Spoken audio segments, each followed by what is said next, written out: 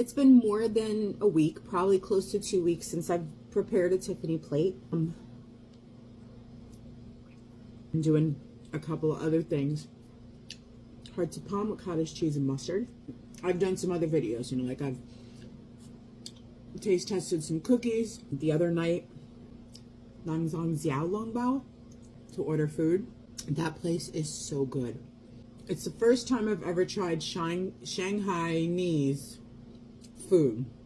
It was very good. Everything was so good. I need to go back and get their vegetable soup dumplings. As somebody who doesn't eat meat, you're usually left behind. So the fact that they have a vegetable soup dumpling on the menu is so good. This chive cottage cheese is very good. Don't get me wrong. Listen, I like Good Culture.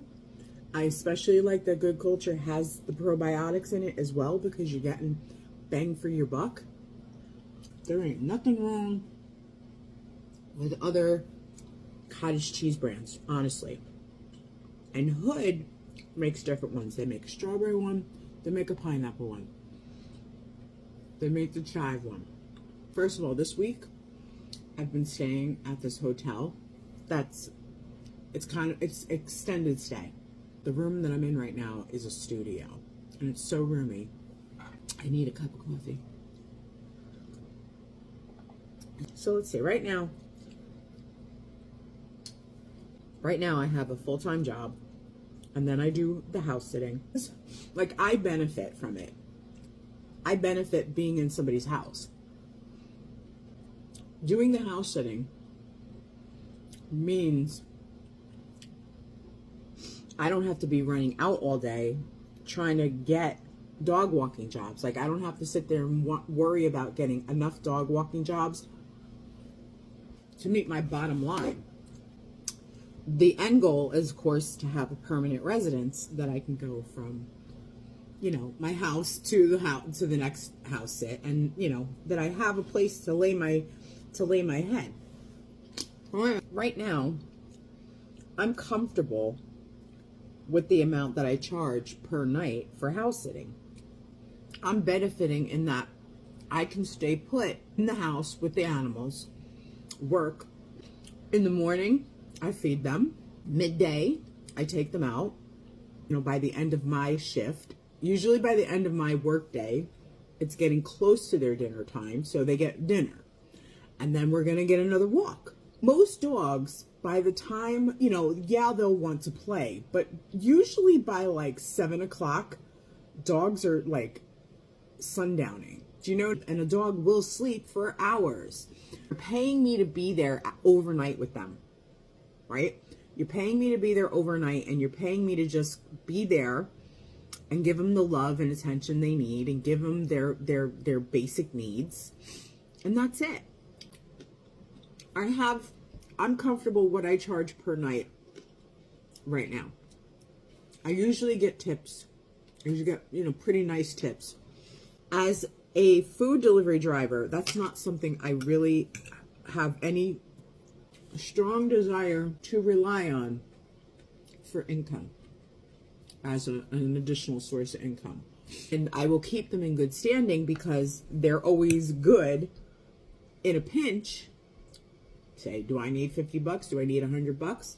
Can I go work for a few hours, run some deliveries, and have that money in my pocket, in my bank account by the end of that night? Yeah. There was a time when I enjoyed doing that. When I would be in my car and I'd be vibing. I'd have my music on. I'd just be in my zone and just, you know, work for a few hours. It'd just be like in this pocket of time, this little window of time where I'm just running around and I'm just going bing, bing, bing, bang, boom, you know, doing, I don't want to do that anymore. Okay. Doing stuffed grape leaves. These are one of my favorite foods. All this to say that I'm getting back into reselling.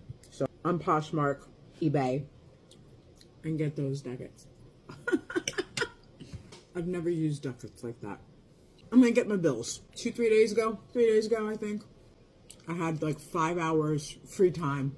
I drove straight to the thrift store, spent like an hour and a half going through the thrift store, picked up like 24 pieces of clothing, drove to another thrift store, found like 11 pieces. So in total, I got like 35 pieces of clothing to start to reinvigorate my Poshmark closet and my eBay store.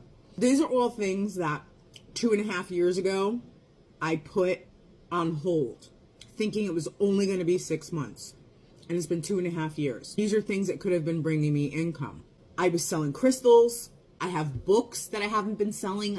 So all these things could be bringing me income where I don't have to go out every night running around like a chicken with my head cut off for 4 or 5 hours, when I could just spend maybe 2-3 hours on my day off shopping, which I love to do.